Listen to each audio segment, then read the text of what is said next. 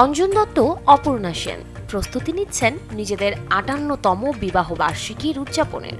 তবে ঘটনাটা বাস্তবে নয়, শুধুই সিলভার স্ক্রিনের।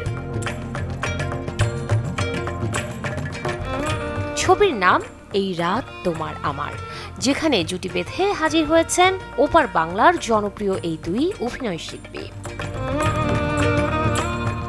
দুটি মানুষ যখন একসাথে শুরু করে জীবনের নতুন অধ্যায়, তখন থেকে শুরু করে জীবনের শেষ দিন অবধি থাকতে হয় একে অপরের পরিপূরক হয়ে।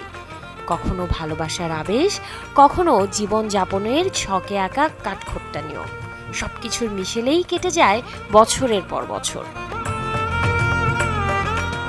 এইসব কিছুই উঠে আসবে এই রাত তোমার আমার ছবির গল্পে, যেটি পরিচালনা করেছেন পরমব্রত চট্টোপাধ্যায়।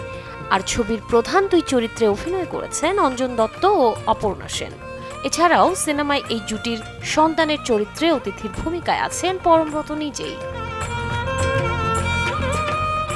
সিনেমা হলে মুক্তির আগে এই রাত তোমার আমার ছবিটি প্রদর্শিত হয় কলকাতা আন্তর্জাতিক চলচ্চিত্র উৎসবে। এবারে সকল দর্শকদের জন্য ছবিটি প্রেক্ষাগৃহে আলোর মুখ দেখবে ৩১ জানুয়ারি। শাহরিন জেবিন, চ্যানেল 24।